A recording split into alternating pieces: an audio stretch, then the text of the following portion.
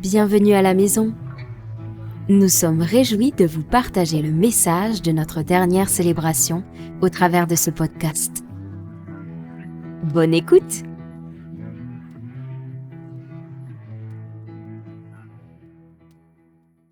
Il y a déjà beaucoup de choses qui ont été évoquées ce soir, qui sont très précieuses sur le cœur du Seigneur et qui montrent vraiment l'intention du Seigneur.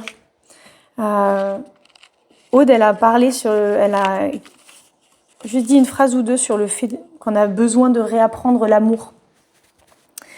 Et on a tous des fonctionnements, tous différents, enfin il y a des grandes catégories quand même, mais on n'est pas là pour se faire des classifications, en tout cas pas aujourd'hui.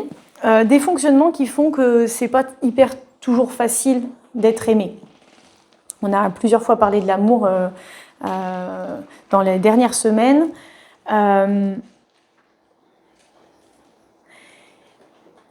Et on a, il me semble, de ma petite expérience pour moi et pour les autres, la plupart d'entre nous, nous avons des façons de filer. Oh Jésus, parle-moi, je t'aime. Oh, il fallait que je lise dans la Bible un truc hyper important, quoi. Et puis, pouf. Ou tiens, j'ai soudainement une notification qui arrive sur mon téléphone. Ça, c'est encore pire que lire la Bible, quand même. Chacun ses méthodes, quoi. Voilà. Le Seigneur. Et il y avait une autre chose qui a été dite par Léon cette fois-ci. Tout à l'heure, il a terminé le temps de louange en disant que Dieu veut aller dans des étages inférieurs. Et pour moi, ça peut parler de deux choses. Ça peut parler de choses qui sont dans notre inconscient où on n'a pas encore conscience qu'on a un souci.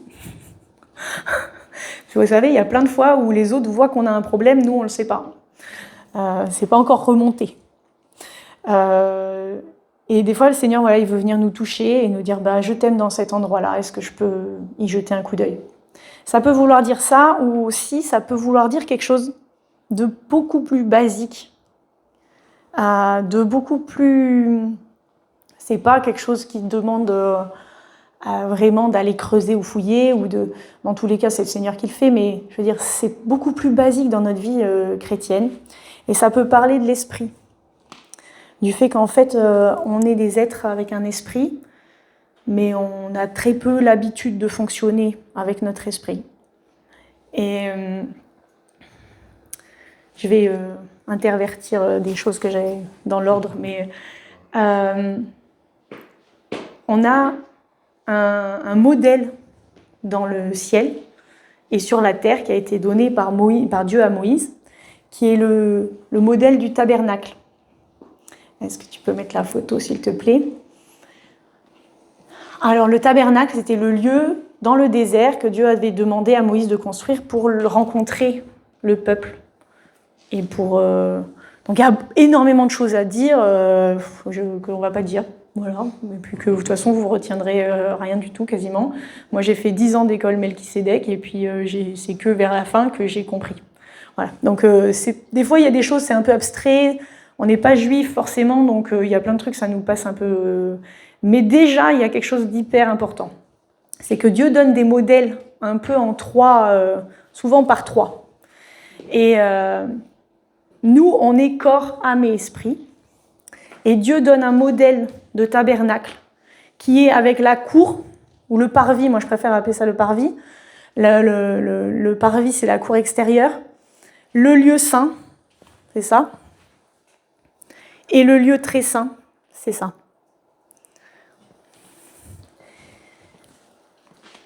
Le parvis, on peut le voir vraiment comme une image du corps. C'est l'endroit où tout le monde pouvait venir. Même si vous n'avez pas envie, il y a des gens qui vous croisent dans la rue. Ils sont là, ils peuvent vous bousculer.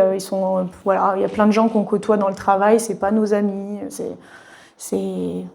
Voilà, on peut les toucher, on leur serre la main. Le rapport, notre corps, c'est vraiment notre lien vers l'extérieur. Notre premier lien vers l'extérieur, notre première limite d'ailleurs. dont il faut prendre soin aussi, mais qui nous parle. Donc ça, c'est la cour extérieure, le parvis. Ensuite, dans le modèle que Dieu donne à Moïse, il y a le lieu saint, dans lequel il y a plein de choses qui se passent tous les jours. Tous les jours, il y a des sacrifices de parfums qui peuvent nous parler des émotions, de la louange, de la reconnaissance, tout ça. Il y a l'autel des pains qui peut nous parler de tout ce qui nous nourrit, de tout ce qui nous remplit.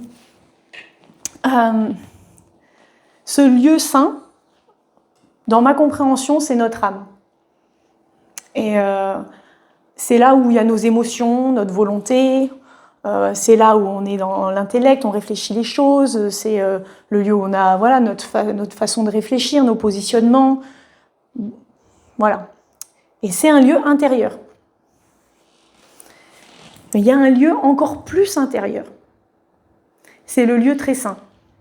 C'est le lieu dans lequel Dieu rencontre le peuple.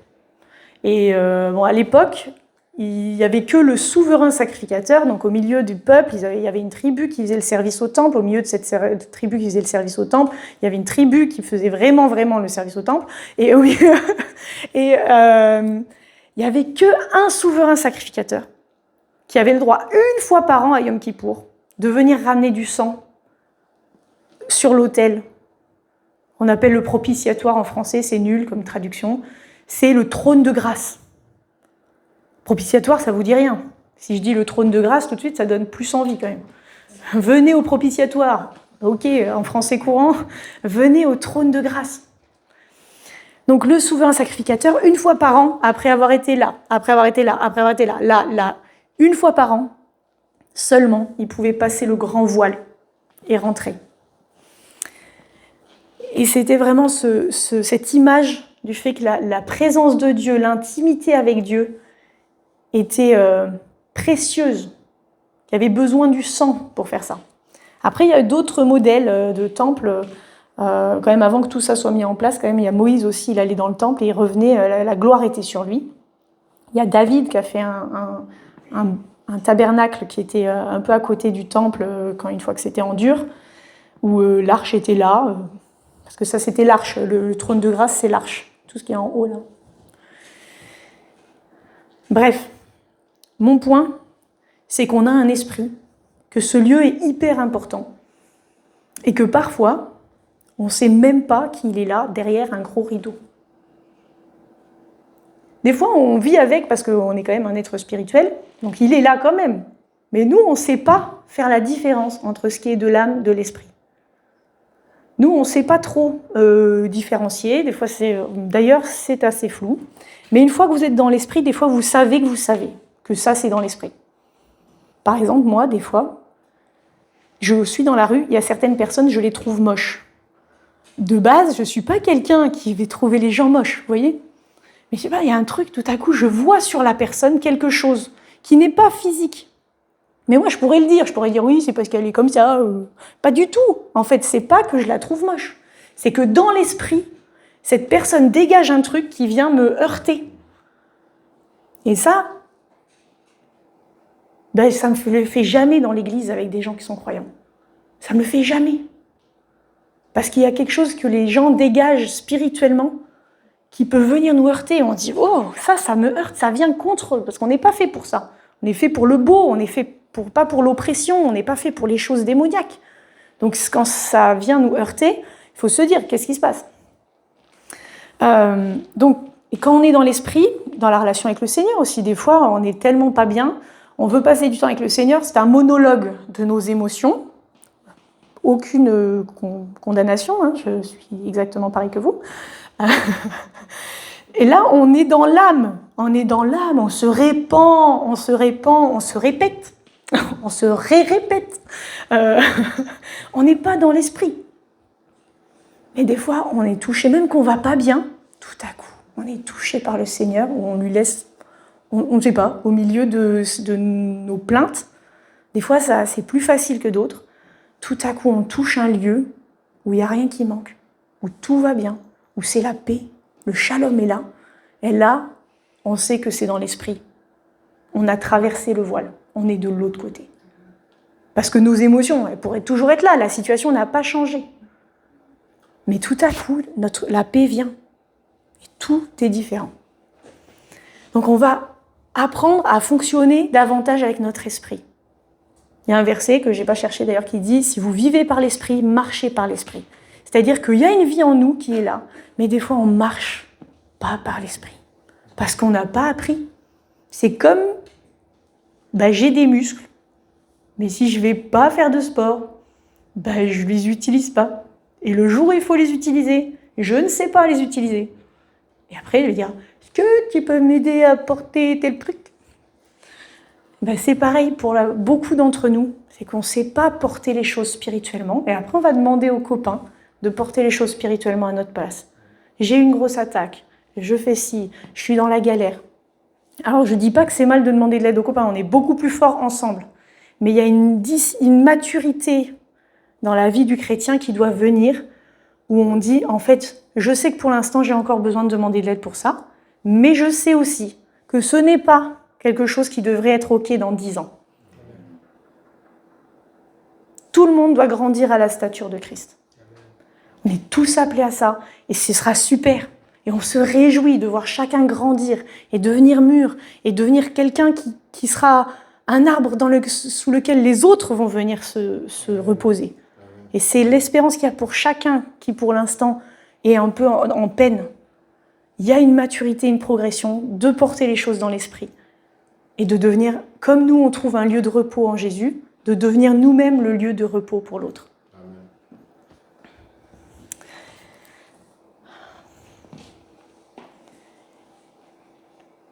Il y a des années, j'ai découvert que Jésus vivait en moi.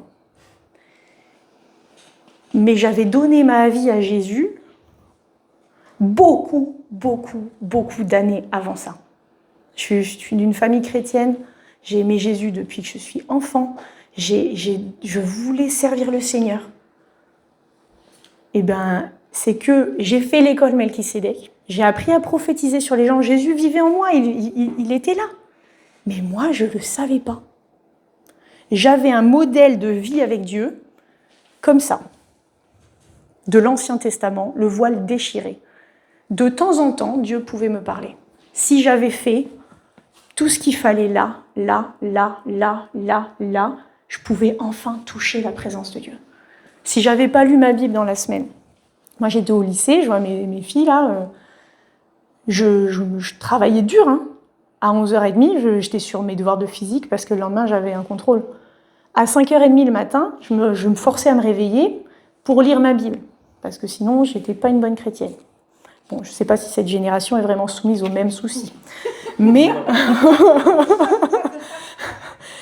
je m'endormais sur ma Bible pour être une bonne chrétienne. Pourtant, je ne partais pas au lycée en me disant « je suis remplie ». J'avais fait juste ce qu'il fallait. Mais je viens d'une famille assez religieuse. C'est pas leur faute, je veux dire. Mais bref, ils ont été super quand même, quoi. Mais il y avait certaines choses, il fallait débroussailler de génération en génération, vous voyez, c'est de gloire en gloire.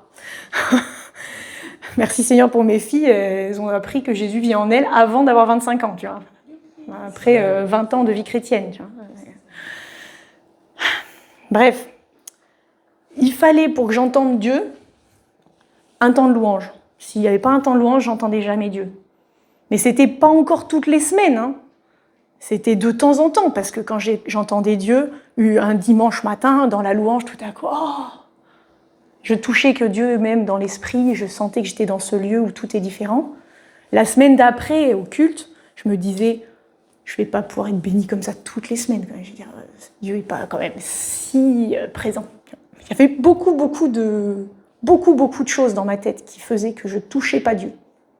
Enfin, que je ne me laissais pas toucher, je ne sais pas dans quel sens. Je vivais ce modèle-là, où il fallait que je fasse bien, où il fallait que tout soit comme il faut. La loi est venue par Moïse, mais la grâce et la vérité sont venues par Jésus-Christ. Ce modèle-là, il était super pour nous parler de quelque chose. Il parle de plein de belles choses, il est magnifique.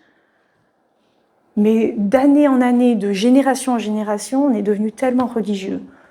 On a peur de mal faire. Jésus est venu, la première chose qu'il a fait, il mangeait avec les prostituées, par contre, il insultait les religieux. Donc soyons gentils avec nos problèmes moraux, avec tous les soucis de sexualité, tout ça, qu'on est vite fait de se jeter la pierre les uns les autres et aussi en nous-mêmes. Soyons pas très gentils avec la religiosité à l'intérieur de nous. Ça doit s'arrêter.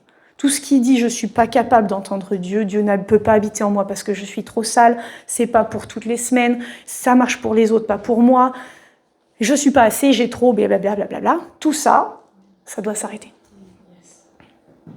Soyons gentils envers nous, mais pas gentils avec l'esprit religieux. Il doit s'en aller, ça doit suffire, ça s'arrête. Dites-le, ça s'arrête. Moi, dans ma vie, dans ma famille, ça s'arrête à moi, la religiosité. Je ne veux pas que mes filles et mes garçons y vivent avec ça. Je ne veux pas. Parce que je sais le mal que ça fait. Je sais qu'est-ce que ça fait comme mal de passer tout un temps de louange à se dire « mais en fait, je ne suis pas digne, je suis sale ». Et de passer combien de semaines avant de trouver la force de se pardonner des choses qu'on a vues, des choses qu'on a fait, des choses qu'on a dites. Ça, c'est la religiosité. Mais Jésus est venu, et quand il est mort sur la croix, le voile qui est entre le lieu très saint et le lieu saint s'est déchiré. Un voile impossible à déchirer de main d'homme, surnaturellement, il s'est déchiré. C'était un moment inimaginable. La terre, il y a eu un tremblement de terre, il y a des tombes qui se sont ouvertes, il y a des gens qui se sont réveillés, qui avaient été enterrés. Ils se sont réveillés de la mort, ils sont venus marcher dans Jérusalem. Un moment d'une puissance spirituelle inouïe. Et ce mur de séparation se brise. Ce mur de séparation, il s'est brisé dans le temple pour manifester qu'il est brisé en nous. Il n'y a plus de séparation. Je peux aller vers Jésus tout le temps. Et moi, j'ai appris ça après une vingtaine d'années de vie chrétienne, 25 ans de vie d'église. Donc si vous êtes dans ce cas-là, vous avez fait des années de vie chrétienne, des années de vie d'église, et vous galérez dans votre vie quotidienne avec Jésus. Je savais prophétiser sur les autres, je ne savais même pas prophétiser sur moi. C'est facile, c'est plus facile vers les autres, c'est plus facile de recevoir quelque chose de Dieu pour les autres que pour soi, parce que ça nous touche très très beaucoup. Jésus, il vivait en moi. J'avais déjà fait plein de trucs. Mais moi, je ne savais pas, j'en étais pas au bénéfice. C'est comme tu as une source d'eau, toi-même, tu es mort de soif. Tu peux être super avec les gens, toi-même, non, rien du tout, tu es sec. Mais soyons les premiers à boire.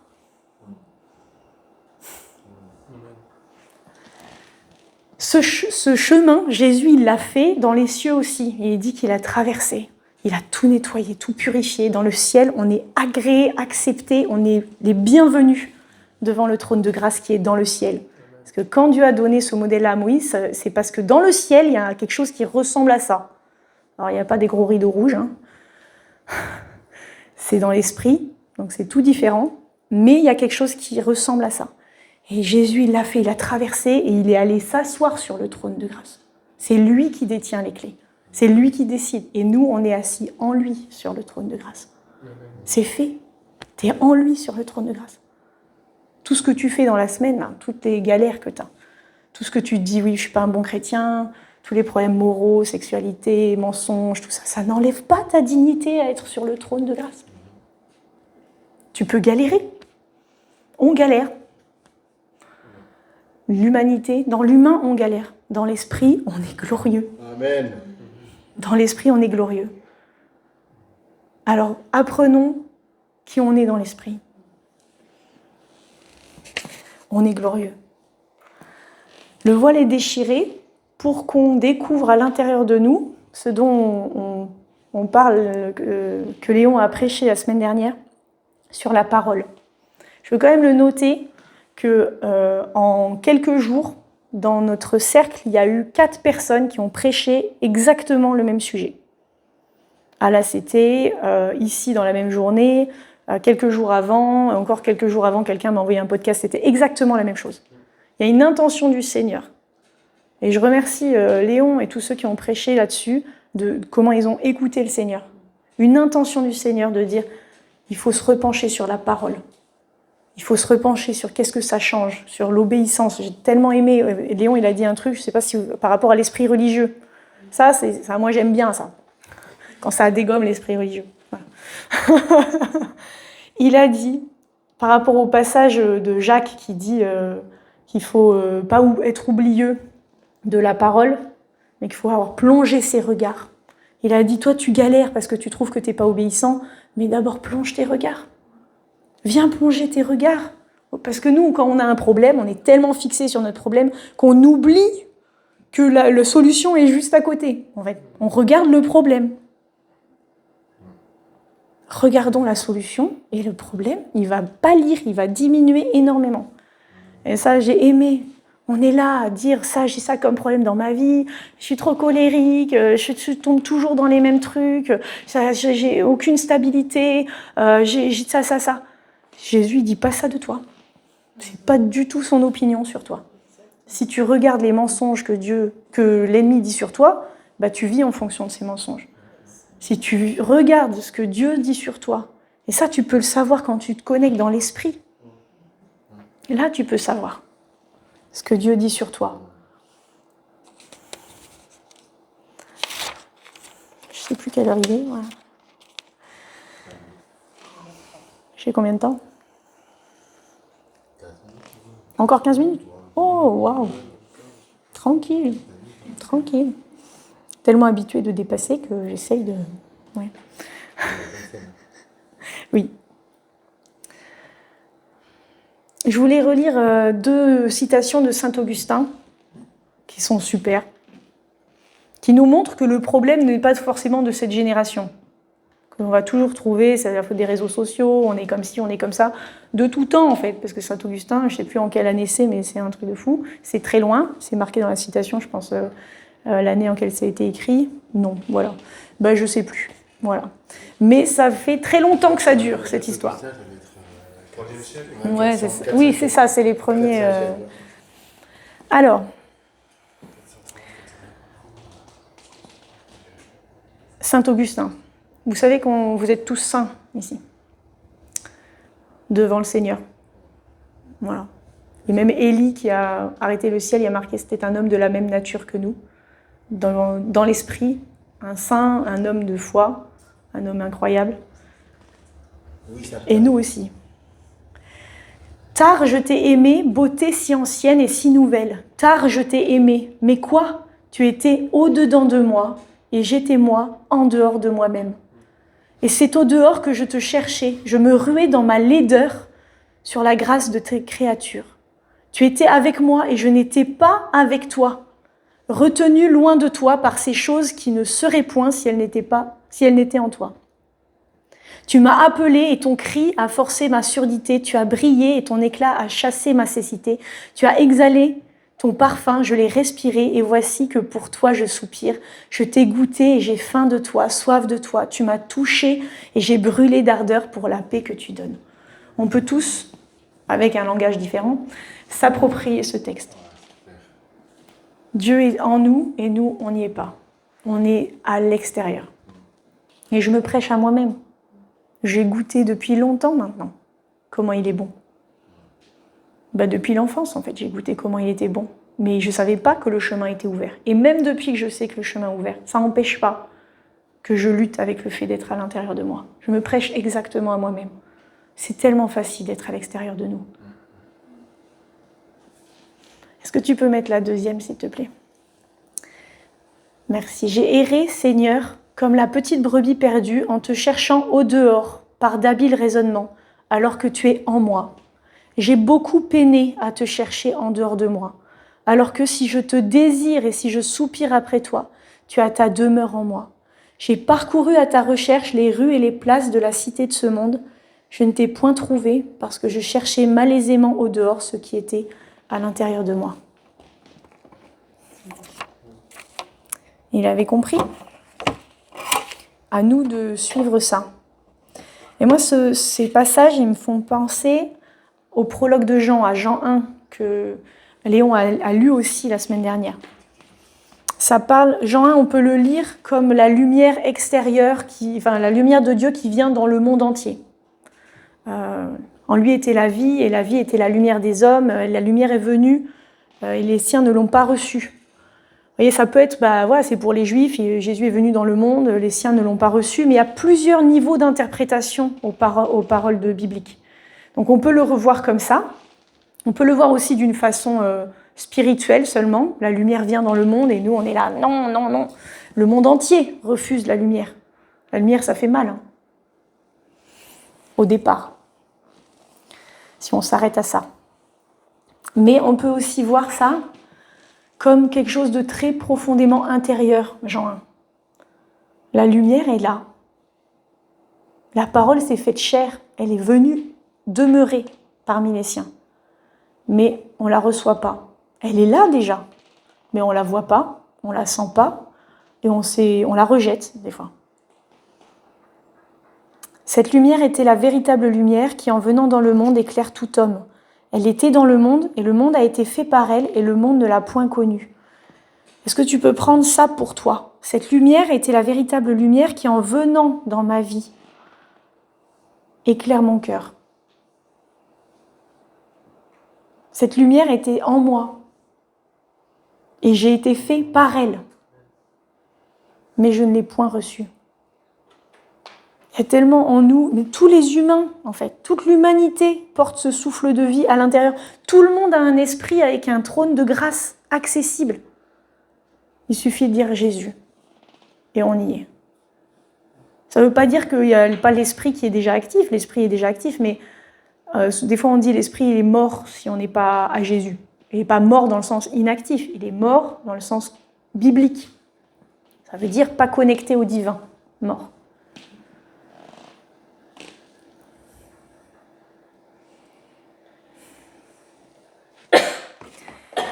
J'ai envie de paraphraser un petit peu.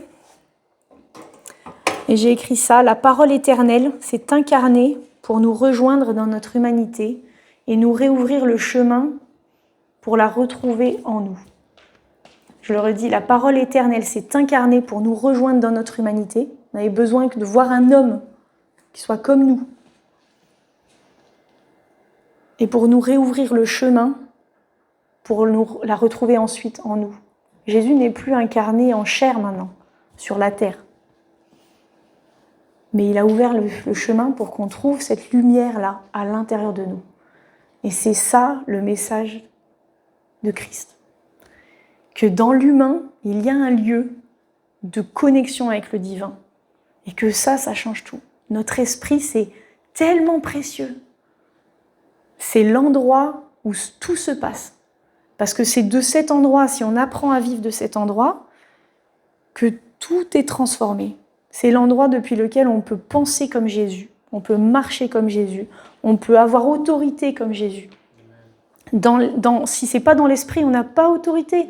Si vous êtes à l'intérieur de vos trucs, je suis pas digne, je suis pas capable, de toute façon jamais personne m'a fait confiance, j'ai été trahi tellement de fois, vous marchez là et vous croisez quelqu'un qui a des manifestations démoniaques, croyez-moi, vous aurez beau dire Jésus, en nom de Jésus, tu sors. C'est pas une formule magique, hein. On va pas juste dire parce que c'est au nom de Jésus, c'est comment on est positionné à l'intérieur de nous. Si je suis positionnée dans l'esprit, je suis une fille de Dieu, aimée par le créateur de l'univers, il est venu demeurer en moi. Il m'a choisi, je vis en lui et il vit en moi. Alors là, moi, vous venez pas me chercher. Là, les démons, ils tremblent. Si je suis positionnée comme une fille de Dieu en Jésus, c'est par sa grâce. Je sais que c'est pas par mes propres efforts, parce que j'ai essayé par mes propres efforts. Ça sert à rien. Je me sauve pas moi-même. Mais je sais que dans l'esprit, je suis une lionne. Je sais que dans l'esprit, en lui, j'ai la capacité. J'ai le vouloir, j'ai le faire, je peux parler et spirituellement, les choses se passent. Et c'est accessible pour chacun d'entre nous si on apprend à se positionner. Et la vie chrétienne, c'est une salle de sport où on apprend. Et alors que ceux qui savent déjà porter des poids apprennent aux autres. Si vous savez manipuler une machine, apprenez à celui qui vient d'arriver. Si vous avez quelque chose que vous savez faire, qui va porter du fruit, témoignez et dites-le. Parce que c'est ça qui nous fortifie. Et là, les pasteurs, on est juste les gérants de la salle, quoi. Enfin, de la salle du quartier dans laquelle vous allez. C'est juste ça, la vie chrétienne. On apprend ici à régner sur la terre. Parce qu'on va régner au ciel. Mais pour ça, on règne depuis l'esprit. On règne depuis le lieu de la parole. La parole, notre esprit, c'est le lieu profond de l'identité. Vous pouvez dire, quand les gens disent « tu es qui ?» Je m'appelle Camille, je suis niçoise, super, pour dire qui on est, un lieu géographique. Tout ce qu'on peut dire, je suis maman, je vais marier, je ne vais pas marier, je travaille dans ça, ça ne nous définit pas. Mais c'est des choses de l'extérieur, c'est des choses du parvis, même de dire qu'est-ce qu'on aime. J'aime ci, j'aime ça, j'aime bien faire du pilates, préfère la mer que la montagne. Est-ce que ça nous définit? Est-ce que ça fait l'essence profonde de qui on est? Non, l'essence profonde de quelqu'un, vous la touchez dans l'esprit. Vous savez que vous connaissez quelqu'un de cœur à cœur. Quand vous êtes touché, vous avez senti qui est la personne. Vous pouvez ne rien connaître sur ses goûts, mais vous dites « celle-là, elle a un parfum d'amour ». Ou l'autre « c'est de la persévérance, l'état pur ». Et vous sentez dans l'esprit, et même les mots sont trop légers. Quand on connaît quelqu'un dans l'esprit, pépite. Amen. C'est de la bombe. Marcher par l'esprit, c'est de la bombe. Ça a une saveur tellement différente. Et quand Dieu vous parle, c'est dans votre esprit. Quand vous êtes dans la présence de Dieu, vous sentez que vous êtes là, c'est bon, vous êtes connecté. Mais alors là, vous savez, vous pouvez savoir plus qui vous êtes. Vous touchez votre propre parfum, votre propre substance. Parce qu'on est d'abord dans l'esprit. Tout le reste, vous pouvez changer de goût. Est-ce que ça change qui vous êtes profondément? Non. Mais Dieu, il sait qui il a créé. La parole de Dieu, qui s'est faite chair, qui est venue au milieu de nous, elle est là à l'intérieur, dans le lieu très saint. C'est cette parole qui est là. Elle est là, elle est disponible. Jésus vit en toi. C'est disponible. C'est disponible tout le temps. Parce que le chemin est ouvert et le voile, il était tellement ouf que personne ne peut le recoudre avec une petite aiguille comme ça. Nos pensées religieuses, on essaye de recoudre le voile. Ouais, j'ai pas assez prié, j'ai succombé à je sais pas quoi. On recoud le voile, mais il est là, il est ouvert. Te cache pas de l'autre côté du voile. Viens là, en tant que Jésus il t'aime, en tant que tout est fait, que t'as pas besoin. On est tellement vite fait de retrouver des choses, oui, mais bon, moi, j'ai besoin, je suis plus compliquée que ça, je connais pas ma vie. Jésus, il est plus fort que ta vie. Il est plus fort que toutes les galères que le diable a mis sur ton chemin. Il est plus fort que toutes les embûches que le diable a voulu mettre là et qui t'ont fait trébucher. Il est plus fort que ça. Il a gagné et il règne sur le trône de grâce. Et que tu le veuilles ou non, que tu le sentes ou non, tu lui as donné ta vie. Il règne sur le trône de grâce à l'intérieur de toi. Ton esprit est vivant même si tu ne le sens pas. Ton esprit est vivant même si tu ne le sens pas. Même si tu te sens loin, l'esprit de séparation, il a été vaincu. Il n'y a plus de condamnation. Il n'y a plus de séparation avec Dieu pour ceux qui sont en Jésus-Christ. C'est fini. Même si tu ne le sens pas, il est vivant en toi. Mais c'est juste toi, tu es un puits, une fontaine d'eau vive pour les autres, mais plus pour toi, parce que tu t'empêches. Alors je propose qu'on prenne la Sainte Seine et qu'en prenant la Sainte Seine, ne vous privez pas de la Sainte Seine dans ce moment. Jésus est plus grand que vos galères. En prenant la Sainte Seine, qu'on puisse déclarer qu'il a payé le prix, qu'il n'y a plus rien à faire pour être en communion avec lui. Il est sur le trône de grâce. Il est assis. C'est fait. Et tout ce qui vient nous empêcher et vouloir nous faire croire, c'est un écran de fumée, la séparation. C'est un écran de fumée que le diable y met qui remplace le voile déchiré, quoi. Genre, il y a un trou dans le voile, mais le diable y met un truc pour nous faire croire. C'est un hologramme. Ça n'existe pas. La séparation n'existe plus en Jésus-Christ. Donc, quand on va prendre le pain, quand on va prendre le vin, déclarer « Je crois en Jésus » qui a payé le prix pour que le voile soit déchiré et que je puisse vivre depuis ce lieu où j'existe. depuis ce lieu où Dieu m'a créé un souffle de vie à l'intérieur de chaque humain qui va le retrouver, être vivant. À l'intérieur de chaque humain, il y a un endroit comme ça qui demande qu'à être réveillé, rallumé par l'amour de Dieu, pour se connaître, pour se savoir aimer, pour savoir pourquoi on est sur la terre. C'est pour ça que Jésus, c'est le chemin qui nous mène au Père. Parce qu'à l'intérieur de ce lieu, on sait pourquoi on a été créé. On sait pourquoi Dieu... Enfin, on sait, c'est même pas pourquoi ou que ou comment. C'est juste, on se sent exister, donc ça vient. Si tu t'es jamais senti exister vraiment pleinement, ce soir, déclare en prenant la Sainte Seine, j'existe dans le cœur du Père et il n'y a rien qui peut me séparer. On va prendre cette Sainte Seine et puis je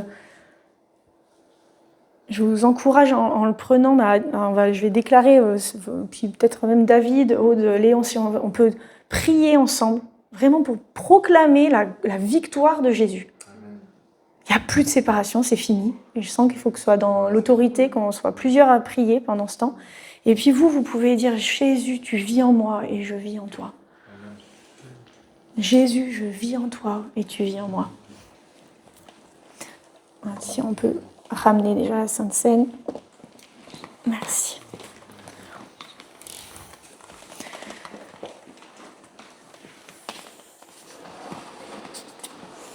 Et si vous avez des pensées d'incrédulité, si vous êtes en train de penser à Jésus et par contre vous avez des pensées parasites, des fois il y a des gens, ils ont carrément des pensées dégueu qui viennent, vous les chassez, vous avez l'autorité en Jésus. Si vraiment vous galérez, vous demandez de l'aide et c'est ok. On est tous à différents... Voilà, on vit différentes choses à différents moments. Donc vous demandez de la prière, mais vous ne devez pas rester soumis à ces choses-là. Si vous dites c'est pas pour moi, on brise ces pensées au nom de Jésus. Si vous dites c'est trop pour moi, c'est pas assez pour moi, je suis pas bien, voilà. Vous refusez ces pensées au nom de Jésus. Positionnez-vous dans l'amour de Christ, il a tout accompli. Alors, est-ce qu'on peut se lever ensemble et on va vraiment prendre position à l'intérieur de ça. Merci Jésus, on se positionne à l'intérieur du tout est accompli. Aujourd'hui Seigneur, tu as une parole pour plusieurs, pour briser la séparation, briser le pouvoir de la mort qui est venu pour abîmer le lieu de vie, pour dire qu'il n'y a pas accès. Tu viens Seigneur pour dire ça suffit. Nous nous opposons maintenant à tout esprit d'incrédulité, tout esprit religieux, tout esprit d'écran de fumée qui vient pour nous empêcher de connecter avec toi. Et nous disons Seigneur, tu as gagné. Alléluia Seigneur, tu as gagné sur la mort et son pouvoir. Tu as gagné sur le péché. Il n'y a plus rien qui peut nous séparer de ton amour. Alléluia, merci Seigneur. Nous élevons la puissance du sang de Jésus qui a tout fait. Tout est nettoyé, tout est purifié sur la terre et dans le ciel. Il n'y a plus rien qui parle contre nous. Il n'y a plus rien qui parle contre les enfants de Dieu. Tous ceux qui croient en son nom ne périssent pas, mais qu'ils aient la vie éternelle. La vie éternelle, c'est de te connaître, de pouvoir communier avec toi. Et c'est à ça que nous disons que nous avons droit aujourd'hui. Nous sommes enfants de Dieu, oui, nous le sommes. Nous le sommes, nous avons accès. Nous avons accès à la parole, à la nourriture en Jésus. En Jésus, dans le sacrifice de Jésus, nous avons accès à ton amour. Merci de nous avoir écoutés. Nous prions que ce message porte du fruit pour vos vies et que l'Esprit de Dieu vous remplisse. Si vous souhaitez participer à l'une de nos activités au Lexington Café, dans les maisons ou à nos célébrations du dimanche soir, n'hésitez pas à nous contacter sur égliselamaison.fr ou via les réseaux sociaux. À bientôt, à la maison.